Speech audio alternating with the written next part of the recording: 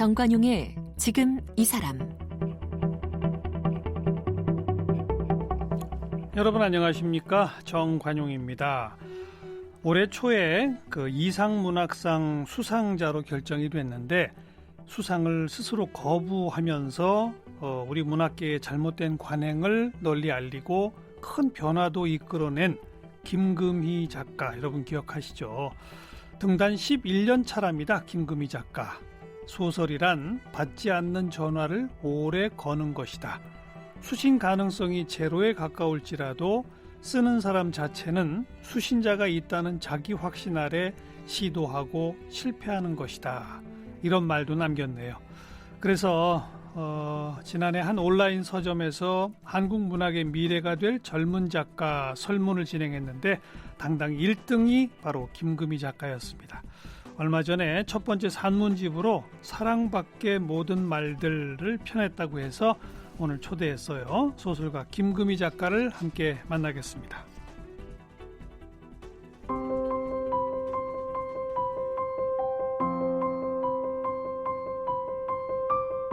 소설가 김금희 씨는 인하대학교 국어국문학과를 졸업했습니다. 졸업 후 출판사에서 편집자로 일했습니다. 2009년 한국일보 신춘문예의 단편소설 너의 도큐먼트가 당선되어 작품 활동을 시작했습니다. 젊은 작가상 대상, 신동엽 문학상, 현대문학상, 우현예술상 등을 수상했습니다. 주요 저서로는 소설집, 센티메털도 하루 이틀, 너무 한낮의 연애, 오직 한 사람의 차지, 소설 경애의 마음, 나의 사랑 매기, 나는 그것에 대해 아주 오랫동안 생각해 등이 있습니다. 네, 최근에 산문집 사랑밖의 모든 말들을 펴낸 소설가 김금희 작가, 어서 오십시오. 네, 안녕하세요. 네. 김금희입니다. 산문집은 처음이네요? 네, 제가 처음으로 내봤어요. 이게 꽤 오래전부터 썼던 걸 이번에 하나로 모은 거죠? 네, 그동안 에세이 청탁을 받을 때마다 썼던 원고들이 있는데 그거를 좀 모아서 약간 뺄 건 빼고 그렇게 해서 묶어서 냈어요. 네. 몇 년 전 거부터 이게 모아진 겁니까? 이 에세이들이? 등단 직후부터 모았어요. 11년 됐네요, 네. 그럼? 옛날 글들을 읽어보니까 느낌이 어땠어요? 창피했어요. 왜냐면 이게 창피했는데 책으로 묶었어요? 아니 그래서 많이 약간 창피한 건 뺐고요. 이게 아무래도 작가라는 직업을 가지고 쓰다 보면 글이 늘잖아요. 그래서 그 전에 것들은 좀 빼고 독자들한테 닿았을 때 좋은 것만 좀 골랐어요. 네. 그나저나 이상문학상 그 수상 거부 뭐 등등으로 좀 시끌시끌했잖아요. 네. 그 와중에 이 작업을 해낸 거예요, 그러니까? 네, 예정되어 있던 책이라서 그 작업을 안 하기가 힘들었어요. 네. 옛날 글 읽으면서 좀 본인 스스로도 마음도 좀 정리되고 그랬나요? 네, 이게 만약에 소설이었다면 사실은 그 시끄러운 마음으로 정리하기가 쉽지 않았을 텐데 어쨌든 11년 동안 제가 작가로서 하고 싶은 메시지들이 차곡차곡 담겨있는 그런 그게 또 책이라. 산문의 맛이죠. 네, 그래서 예. 훨씬 더 마음이 좀 나아졌고 책을 내기 잘했다고 나중에 생각이 들었어요. 이 작업을 통해서. 네. 제목은 누가 정했어요? 이거는 거기 들어가 있는 글 중 하나의 제목인데요. 이 제목이 제가 작가로서 다루고 있는 많은 것들을 보여준다고 생각했어요. 그러니까 사랑이란 말이 관계를 보여준다면 그 밖에 그 사랑 이외의 것들은 또 산문의 주제가 되는 많은 이 세상이라는 진료잖아요. 그러기도 하고 또 말이라는 것 자체가 소설가가 가지고 있는 가장 중요한 툴인 언어를 그렇죠. 보여줘서 예. 좀 뭔가 이렇게 잘 담아낼 수 있는 것 같아서 선택했어요. 사랑 말고 다른 거 이런 거. 사랑 그리고 그 밖에 이 세상. 그러니까 사실상 모든 것을 지향한다고 봐요. 사랑도 들어있어요? 네, 있습니다.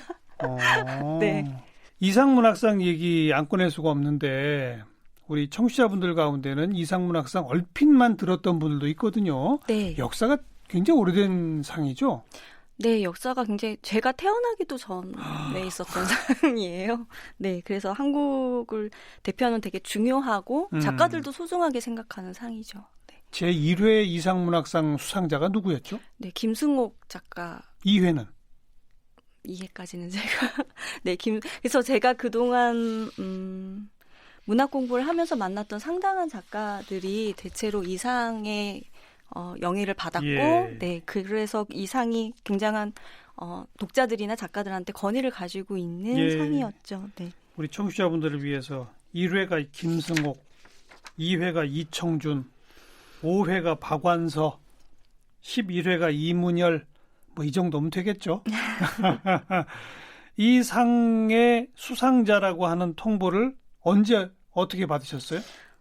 근데 여기서 약간 정정을 하자면 저는 대상 수상자가 아니고요. 대상과 함께 우수상을 뽑는데 저는 우수상을 예. 받았어요. 예. 그래서 그게 아마 금요일쯤이었는데 금요일 오후쯤에 통보를 받아서 기쁘다고 말을 했고 그 후속 절차에 관한 이메일을 준다고 해서 그 이메일을 받아보고 알았죠. 그런 조항이 있는 걸. 후속 절차 네. 속의 조항을 그때 발견했다.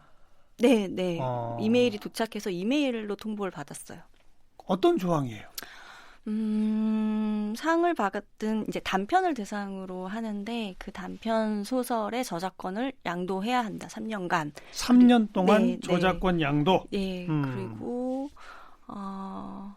작품집에 수록하기 위해서는 허락을 받아야 된다. 이런 내용이었어요. 네. 김구미 작가 본인의 작품으로 작품집을 낼 때 네. 출판사의 허락을 받아야 된다? 네. 이 상을 지금 주최하는 측에 이야기를 해서 협의를 하고 어디가 네. 주최하는 거죠? 네, 이게 문학사상이라는 출판사에서 운영하는 맞아요. 상인데요. 그래서 좀 그래서 당황했죠. 협의를 하고 거기다 소설집에 실을 수 있습니다. 이 말인 거예요? 네, 협의를 하면 실을 수 있다고 저한테 이제 전화 통화로 제가 이제 전화 통화를 하면서 더 자세한 걸 물어보니까 아니, 그러니까 이메일로 된 데에는 뭐라고 써 있었어요? 이메일에는 사실은 서류에는 3년간 양도한다. 저작권을. 네, 저작권을 양도한다. 그래서 예. 제가 그리고 그 준 서류가 아니라 이메일에 이것이 뭘 의도하냐면 작품집에 수록을 자기 작품집에 수록할 때에도 협의가 필요하다. 이런 내용이다라는 거 설명이 있었어요. 그래서 문제 제기를 했죠. 이것은 말이 안 되는 것 같다라고 문제 제기를 해서 통화를 2번 정도 더 했는데 예. 밤까지 얘기를 했지만 그쪽에선 지켜온 룰이 있어서 우리는 그걸 수정할 수 없다라고 해서 지켜온 룰이다. 네, 그동안 룰이라고. 계속 그래왔다. 네, 지켜온 룰이라고 하는 게 그쪽에서 저한테 얘기한 마지막이었어요. 그래서 저는 그럼 이걸 받을 수 없다, 부당하다고 생각한다라고 얘기를 했죠. 근데 그러니까 이 상을 본인이 수상 후보작에 올랐다는 것까지는 알았을 거 아니에요. 그죠? 수상 후보작에 올랐다는 것은 알 수가 없고요. 아, 몰라요? 네, 보통 이런 상은 어느 전혀 날 모르게 합니까? 네, 그렇죠. 심사를 모르고 한 뒤에 작가님이 이런 작품에 우리가 상을 주기로 결정을 했다 해서 결정 통보를 받는 거예요. 아니 이제 어떤 문학상의 경우는 네. 예심 거쳐서 본선에 오른 작품들 가지고 뭐 네. 이런 것도 있잖아요. 네. 뭐 신문이나 이런 데서 중계를 하기도 하는데 그러니까요. 이 상은 그렇지 않았고 심지어 대상 수상자도 저도 이번에 알게 된 건데 기자분들을 모아놓고 그 자리에서 발표를 하는 식이에요. 그러니까 미리 이렇게 알리는 게 아니라 되게 비밀리에 진행을 한다고 하더라고요. 그래요. 네. 그러면 본인은 후보다 뭐다도 전혀 몰랐을 테니까 네. 이 상을 받으면 저작권이 어쩌고 저쩌고도 전혀 몰랐겠군요. 네, 몰랐죠. 저는 처음으로 이 우수상을 알겠어요. 받은 거기 때문에. 자, 그다음 또 아주 중요한 거. 그동안에 계속 그래왔다는 게 맞던가요? 나중에 확인해 보니까. 이게 공론화되기 시작을 하자 선배들이 문자를 줬는데 전혀 모르고 계신 분들이 있더라고요. 우수상을 이미 받으셨는데. 그래서 그때 이미 받은 분인데 네. 나한테는 그런 얘기 네네. 없었는데 이런 거예요? 그래서 처음엔 저는 되게 의아했거든요. 왜 이런 게 룰이 되어서 계속 이어올 수 있었는가 되게 궁금했는데 그 얘기를 듣고 이게 어떤 작가한테는 그걸 요구하고 어떤 작가에겐 그러지 않았구나 그런 걸 알게 됐죠. 그럼 그게 몇 년도부터 새로 정해진 이런 것도 아닌 거예요? 뭐예요? 그거를 이슈화되고 나서도 말을 여러 번 바꾸셨기 때문에 저는 진실은 사실 모르겠어요. 그러니까 제가 알게 된 건 어쨌든 그런 요구를 한 작가가 있고 하지 않은 작가가 있다. 근데 저에게는 그런 요구를 했고 제가 부당하다고 했을 때 고치지 못하겠다라고 얘기했다는 거예요. 그 이상에는 어떻게 이 상이 운영이 됐었는지는 잘 모르겠어요. 혹시 그 후에 언론사나 어디서라도 취재를 해서 네. 그 어떤 역사적 배경과 그 실상을 정확히 좀 파악해내지 못했나요? 기사들이 많이 나왔고 그 기사들 덕분에 제가 공론화해서 어쨌든 그 측에서 변화를 약속하는 데까지는 끌어냈는데 그간에 어떻게 되었는지를 일일이 설명하진 않았던 것 같아요. 낱낱이 드러나진 않았군요. 네, 네. 아무튼 현재 확인된 바로는 네. 오래된 것 같진 않다. 그것도 사실 제가 말씀을 못 드리겠어요. 그것도 확실치 않다. 네, 네. 근데 누구한테는 요구하고 누구한테는 요구 안 했다? 네, 요구 받은 작가가 있고 받지 않은 작가가 있기 때문에 제가 작가라는 친분을 이용해서 이제 알 수 있는 거고 예. 그 기준이 뭐였는지 왜 그렇게 했는지는 말씀을 안 하시니까 알 수가 없죠. 예. 그 수상 거부하니까 출판사에서는 뭐라 그랬고 주변에서는 뭐라 그랬고. 출판사는 딱히 저한테 직접적으로 연락을 하신 게 공론화 이후에 이제 입장 표명문을 한 달가량 끌다가 내신 다음에 그 문학사상의 이사가 저한테 이제 연락을 하셔가지고 사과를 하셨어요. 사과를 했어요? 네. 사과를 하신 게 이제 거의 유일한 접촉이기 때문에 예. 그거밖에 없었고 동료들은 지지를 많이 해줬죠. 예. 후배들도 당연히 문제 제기를 해야 되는 거라고 생각한다. 예. 나서줘서 고맙다라는 말도 있었고 선배들도 도울 점이 있으면 언제든지 말을 하라고 말씀을 해주셨어요. 네. 자, 뭐 굳이 설명을 안 해도 됩니다만 3년 동안 그 저작권을 자기들이 갖겠다. 소설집을 낼 때도 자기들의 허락을 받아라라고 하는 것이 어느 대목에서 가장 부당하다고 생각했습니까? 그거는 당연히 저작권 양도라는 말이었어요. 그래서 제가 끝까지 얘기한 것이 양도라는 표현이 어떤 건지 알지 않느냐. 이 표현을 고쳐라라고 얘기를 했는데 그렇게 하지 않으셨어요. 그러니까 청취자분들은 그걸 잘 모르겠지만 저작권이라는 것은 사실상 넘기는 것도 가능한가라는 의문이 1차적으로 있고 그걸 양도받으면 제 작품을 가지고 어떤 2차 콘텐츠를 만들든 제가 마음대로 그걸 할 수 있다는 거죠. 제한을 할 수가 없어요. 그러니까 일종의 집문서예요. 예. 근데 그 전에 우리가 그렇게 한 적이 뭐 없다. 그러니까 뭐 이거를 사인을 해서 여기 상을 받아라고 하는 게 저는 언론적으로 이해가 안 됐어요. 그러니까 그럴 생각이 없으면 그런 서류가 왜 필요한지도 모르겠고. 네, 네. 그래서 양도라는 말에 가장 크게 약간 화가 났던 것 같아요. 네. 한 달 후에 앞으로 이렇게 안 하겠습니다. 고치겠습니다라고 하면서는 앞으로에 대한 방침은 어떻게 정했죠? 문제가 되는 조항을 없애겠다라고 예. 얘기를 했고요. 예. 그래서 다시 이상이 좀 쇄신할 수 있게 하겠다고 했는데 그때 입장문이 저는 상당히 좀 불명확하다고 생각했어요. 구체적이지 않다라고 생각을 했지만 어쨌든 문학사상 측에서 그런 의지를 표명을 했기 때문에 지금 내년에는 또 어떻게 운영을 하실지 기다리고 있는 상태에 가까운 것 같아요. 예. 네. 어찌 보면 이게 사회적으로 몇 년 전부터 우리 사회의 중요한 과제, 숙제 하나로 이른바 갑질이라는 단어. 출판계에서는 이게 어떤 의미에서는 전형적이고 대표적인 하나의 갑질 아닐까요?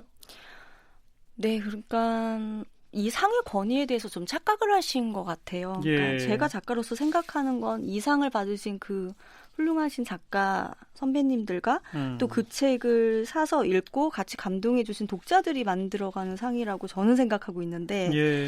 그거는 출판사가 자기 운영의 어떤 결론적으로 우리가 얻게 되는 어떤 권위다 이렇게 생각하신 것 같은데 그게 일종의 작가를 격려하기 위해서 운영하는 것이 상인데 그렇죠. 작가의 어떤 권리를 뺏는 방식, 일종의 갑질로 나타났다고 저도 생각했고 그 순간에 제가 그런 걸 느꼈어요. 일종의 위력 같은 거.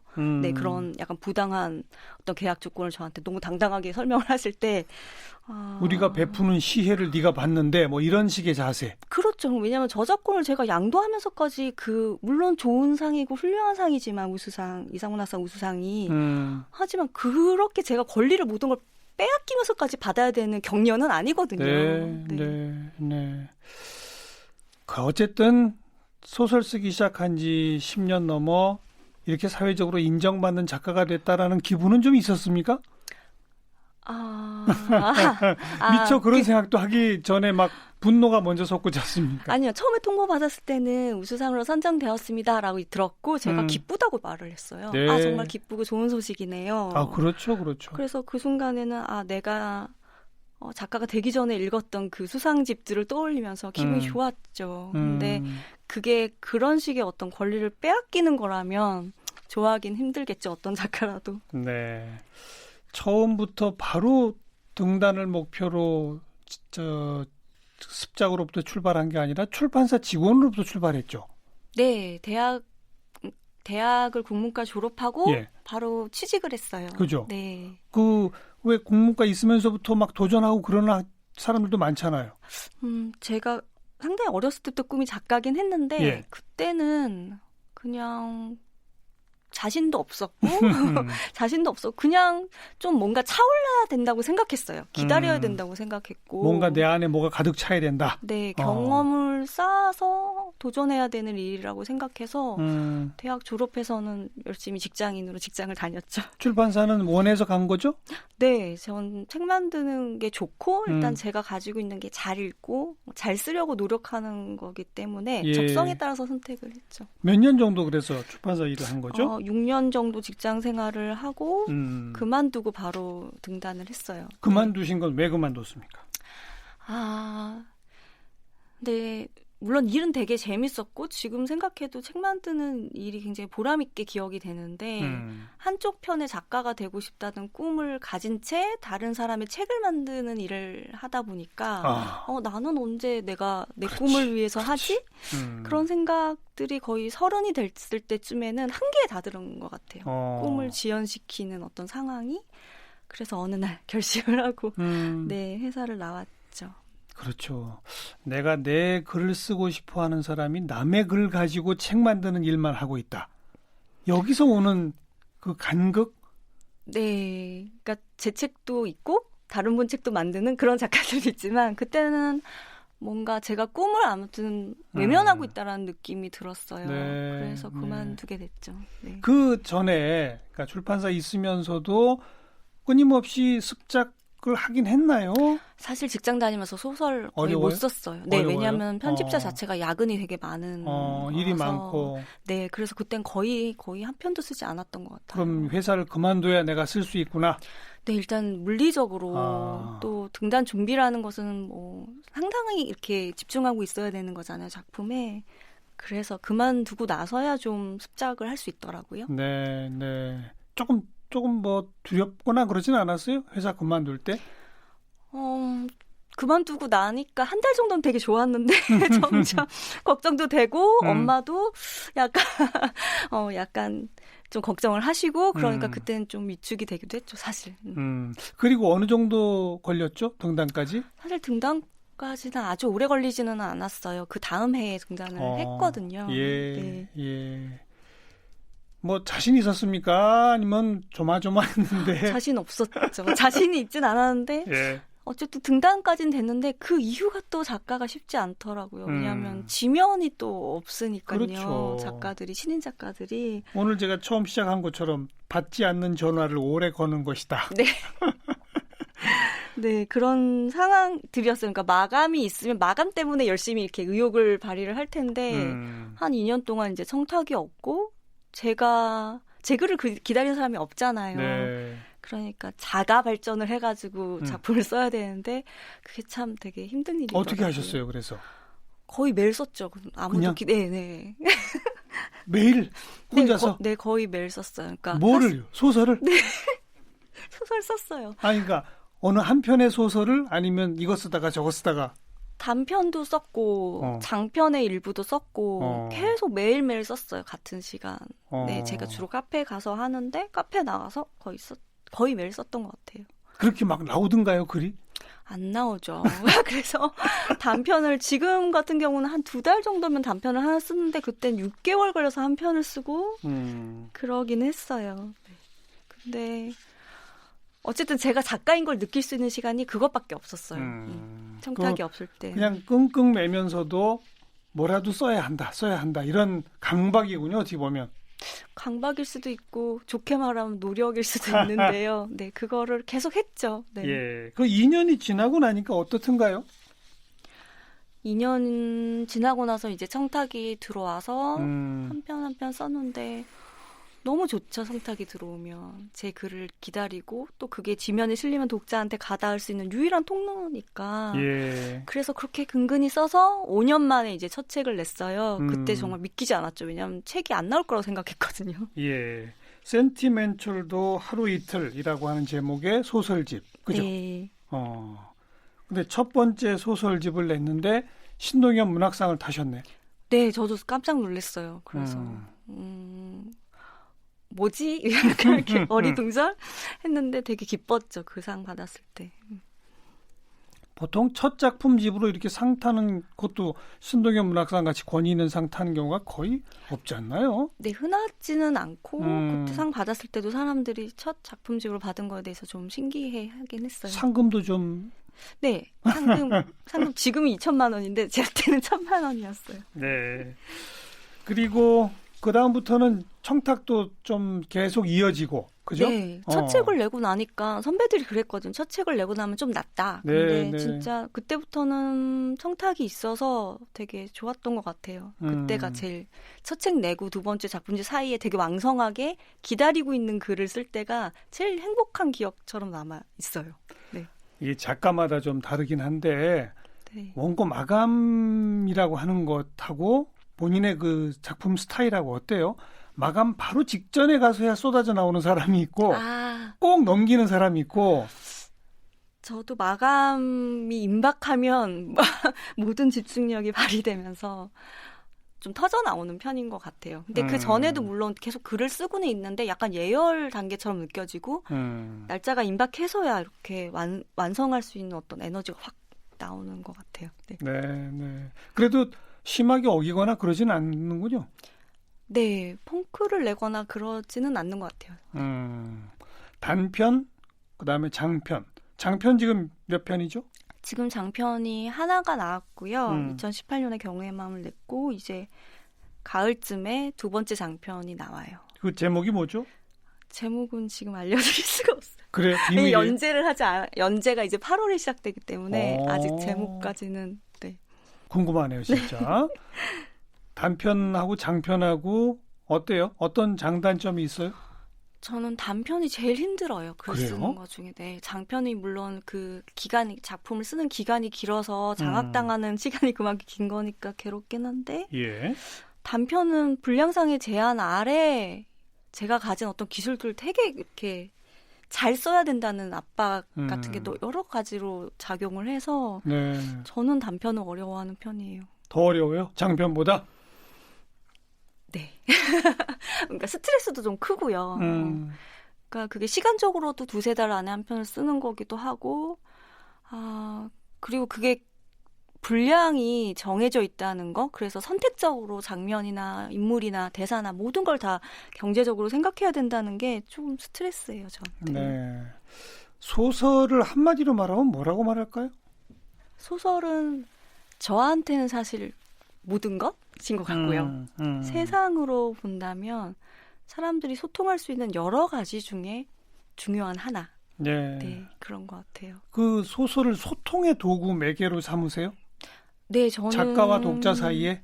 네, 저는 그렇게 생각해요. 그러니까 그게 뭐 전하고자 하는 그냥 명시적인 메시지뿐만 아니라 제가 감각하고 있는 어떤 거창하게 말하면 세계 같은 게 있잖아요. 그렇죠? 느끼는 게 있고 감정이 있고. 그래서 제가 가지고 있는 이것들을 잘 전달하는 것이 작가인 것 같고 그걸 독자들이 받아 안아주면 가장 기쁜 것 같아요. 작가로서. 네. 근데 본인이 갖고 있는 어떤 생각을 전하는 도구는 뭐 이번에 낸 산문 에세이도 있을 거 아니에요. 네, 있죠. 그죠? 근데 그것과 소설의 차이는 뭘까요? 더 복잡한 세계를 전할 수 있어요. 그러니까 산문은 등장인물들의 제한이 있잖아요. 그리고 그게 제 생활의 바운더리 안에 들어와 있는 사람들을 실제하는 인물이라는 한계가 있지만 소설은 사실 무한으로 그게 확장될 수 있어서 좀 더 복잡하게 세상을 드러낼 수 있는 것 같아요. 네. 복잡한 거를 전하려면 에세이로는 안 되죠. 네, 힘들죠. 제 능력으로는 좀 힘들 수도 있어요. 네. 가장 내가 따라 배우고 싶은 작가라고 그럴까? 뭐 국내 해외를 막론하고 어떤 작가를 가장 흠모하세요? 저는 제가 쓰는 사람으로서는 박완서 선생님처럼 쓰고 마지막까지 내가 본 세계에 대해서 기록하는 사람? 그런 작가로 남고 싶은 게 제 계획이자 어떤 소망이에요. 네. 해외 작가라면? 해외 작가라면 제가 좋아하는 작가 중에는 제발트가 있어요. 네, 제발트라는 독일의 작가가 있는데 독일? 네. 예. 독일 출신의 작가인데요. 그 작가가 다루는 세계가 사실 어떻게 보면 산문과 소설 사이에 있는 소설의 방식이에요. 그래서 거기에서 사용되는 많은 그 소설의 재료들이 사실은 모두가 공유하고 있는 어떠한 역사의 한 페이지, 신문 기사, 뭐 이런 매체들을 다 가져와서 그걸 전혀 상상하지 못한 어떤 소설의 것으로 바꿔놓는 일종의 마법사처럼 이야. 그렇게 바꿔놓거든요. 예. 그래서 제발트가 다루고 있는 그 세계에 대해서 되게 이건 독자로서 더 좋아하는 걸 수도 있던데 어떤 흠모하는 마음이 있죠. 네. 아직 내 안에 소설로 막 터져 나올 이야기거리들이 막 또 아직 넘칩니까? 이제 슬슬 부족해집니까? 어떻습니까? 제가 매일매일을 살아가다 보니까 매일매일 쓰고 싶은 게 생겨나긴 해요. 물론 그걸 다 소설로 쓸 거냐 이건 잘 모르겠지만 네, 그런 충동은 늘 있죠. 살면서. 뭐 소설을 쓰기 위해서 현장 조사도 하고 연구도 하고 막 뭐 많이 하잖아요. 네. 그것도 작가마다 스타일이 조금씩 다르던데 꼼꼼히 노트에다 막 전부 다 적고 말이지 막 이런 분들도 있고 어떤 스타일이세요? 근데 제가 꼼꼼하지를 못해서 소설로 쓸 어떤 재료들도 사실 거의 메모를 하지 않아요. 그래요? 네, 메모를 하지 않아서 읽는 것도 있지만 이상하게 메모를 하면 그걸 안 쓰게 되더라고요. 그래요? 네, 그래서 전 되게 허술하게 자료들을 보관하고 아이디어들을 그냥 머릿속에 어떤 장면처럼 남겨놓고 나머지는 또 다 까먹고 약간 좀 치밀하지 못한 그러다가 쓰기 시작하면 뭔가 자료가 있어야 될 거 아니에요. 네, 물론 저도 이제 자료를 찾아보고 사실관계를 따지긴 하지만 그러니까. 소설의 아이디어 차원에서 오는 것은 그렇게 기록보다는 사진에 가까운 것 같아요. 네. 이미지. 네, 저한테는 그런 것 같아요. 그래서 사실은 그 이미지를 잘 기억하는 것이 소설에 있어서 저한테 쓸 수 있는 되게 중요한 재료라서 네. 근데 물론 저는 치밀하지 못해서 그런 것 같기도 하는데 기록에는 좀 서툰 편이에요. 그래요. 네. 소설가 김금희 작가 사랑받기에 모든 만들 최근에 펴낸 산문집 함께 좀 기대하고 가을에 나올 장편도 또 기대하도록 하겠습니다. 오늘 감사합니다. 네, 감사합니다.